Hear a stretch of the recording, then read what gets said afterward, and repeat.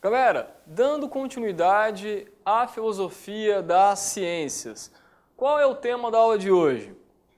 Revoluções científicas. Veja o que eu apontei no quadro. Uma das expressões mais claras do racionalismo, que vigorou na Idade Moderna, foi o interesse pelo método como instrumento capaz de proporcionar um conhecimento mais seguro. Quais pensadores destacaram-se na modernidade? René Descartes, Francis Bacon, John Locke no âmbito da filosofia, Galileu, Kepler e Newton no âmbito da ciência. Claro que é aquilo que talvez você já saiba.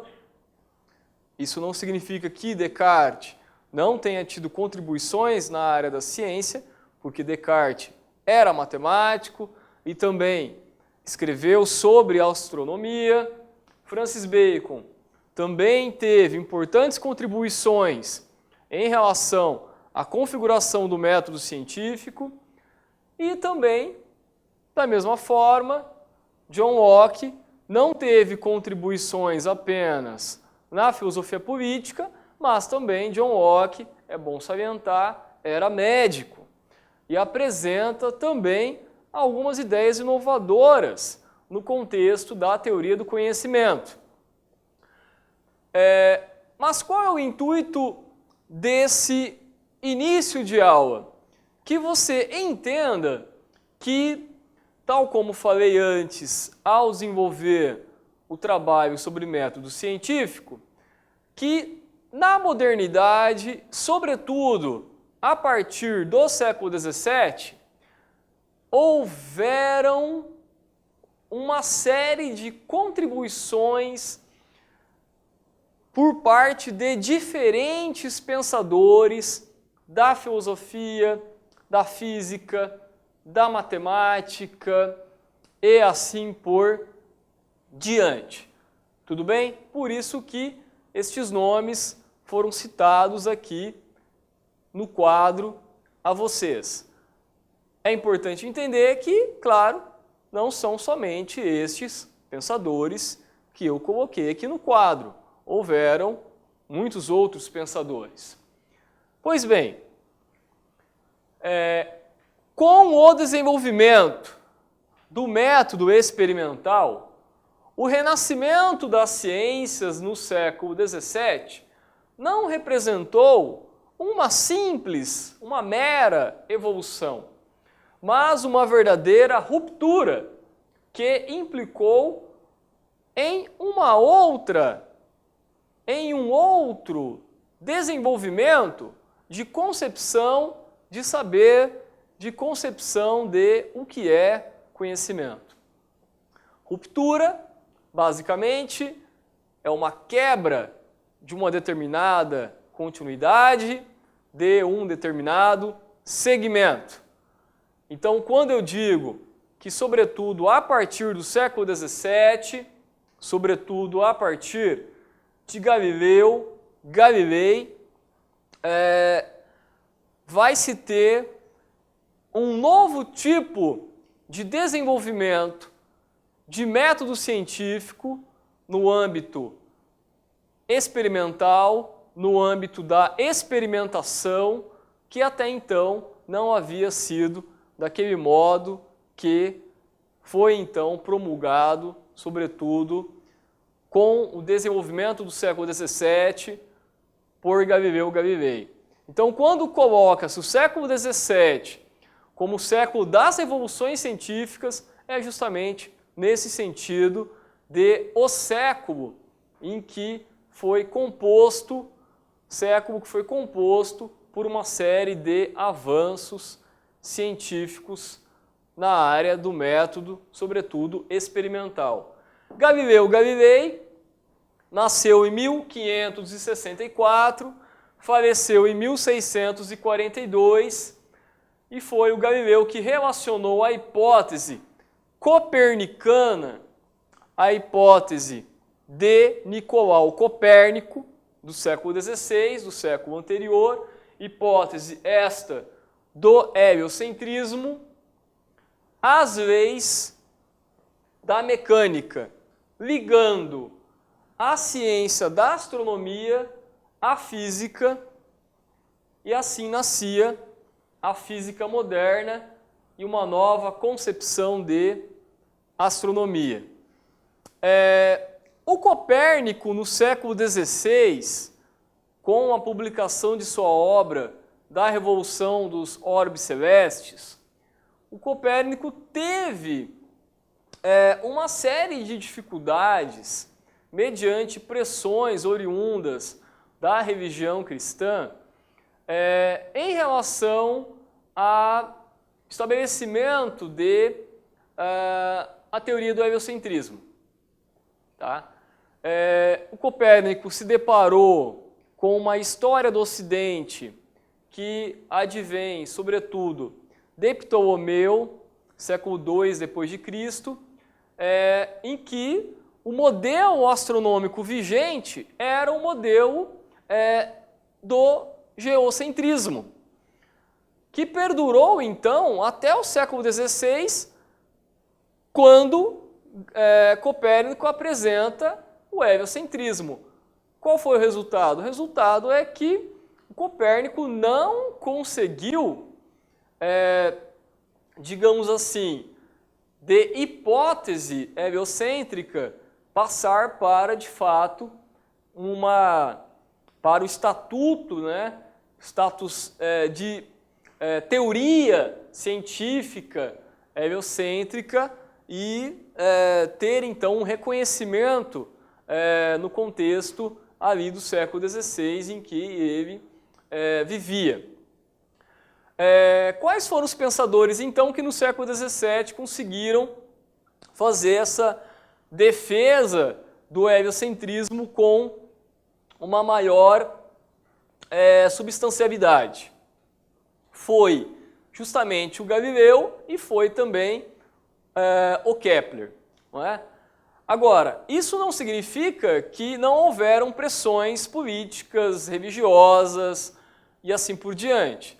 Tanto é que você sabe que o Galileu parou em um tribunal, não é? Por conta disso, e o Galileu justamente teve que negar a teoria do heliocentrismo, caso contrário, ele iria acabar morto. E, quer dizer, ele já havia visto o exemplo de Giordano Bruno, que morreu, por assim dizer, em prol da defesa de ideias do âmbito científico. Não é? Então, quer dizer, mesmo no século XVII, o chamado século das revoluções científicas, claro que é chamado assim por nós, mas o Galileu teve, sim, dificuldades de, digamos, fazer esta, entre aspas, implantação de um novo modelo astronômico, que seria o modelo do heliocentrismo. É importante mencionar que a visão que se tinha era uma visão de que o geocentrismo possuía um respaldo bíblico, tá? Possuía um respaldo bíblico, possuía um respaldo religioso cristão.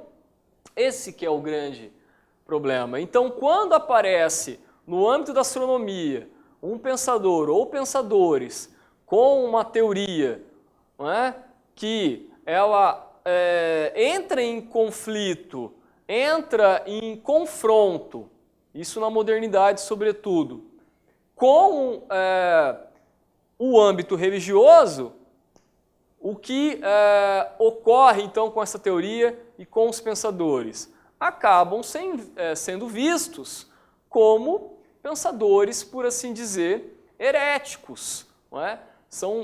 As teorias são vistas nesse contexto, nessa conjuntura, como heresias, não é? Como teorias que irão afastar as pessoas, o povo, da divindade de Deus e assim por diante. E aí, então, o que acaba acontecendo? Acaba acontecendo o que acontecia, tá? Não que não necessariamente não aconteça de modo algum hoje, acabam ocorrendo o quê? Perseguições de cunho religioso, de cunho político, de cunho social. Ou seja, há perseguições, há pressões que justamente dificultam o pensador ou os pensadores na promulgação de suas respectivas teorias. Tudo bem? Bom, eu citei aqui no quadro em relação à física, já que falei agora um pouco sobre a questão da astronomia em relação ao modelo geocêntrico e ao modelo heliocêntrico, eu citei aqui o exemplo da física só para que vocês possam perceber, então, as respectivas diferenças de viés. Então, na física aristotélica, o que você vai ter de um modo geral? A visão de Aristóteles era de que os corpos pesados caem porque tendem para baixo, por ser este seu chamado lugar natural, ao passo que os corpos leves tendem naturalmente para o alto, né? Então, a visão que o Aristóteles possuía na física era de que quando você, por exemplo, soltava uma pedra, que essa pedra justamente ela caía, ela chegava à terra, ao chão, porque a terra era o lugar natural daquele corpo que então era a pedra. Então o corpo cai porque é pesado e o lugar natural do corpo pesado é a terra. Se o corpo é leve, Aristóteles pensava em, por exemplo, o fogo ou o ar, tenderiam então ao céu, portanto, para cima. Se você pensar no raciocínio do Aristóteles, não é um raciocínio totalmente equivocado, no sentido de que a gente sabe hoje que o fogo e o oxigênio podem ter uma combinação boa, né? Se você vai fazer um churrasco e tem cautela, não é? Vai lá acender a churrasqueira, liga lá o ventiladorzinho, alguma coisa ali para justamente fazer uma, entre aspas, não sei se é a melhor palavra, propagação maior de oxigênio para que o fogo aumente. Agora, por outro lado, a gente sabe que se você está com o corpo em chamas e começa a correr desesperado com o intuito de apagar então a chama correndo, vai aumentar a chama no corpo do indivíduo, no seu corpo, porque vai justamente ao correr, então o que o oxigênio vai fazer? Ele vai aumentar ali aquele fogo, aquela chama de fogo no seu corpo. Então quer dizer, quando você pensa no raciocínio do Aristóteles de que o fogo sobe, não é? Da mesma forma que o ar sobe, no sentido de aumenta, né? Tende ao céu, o raciocínio naquele contexto de, digamos assim, limitações, não é? Que o Aristóteles vivenciava, não era de todo absurdo, né?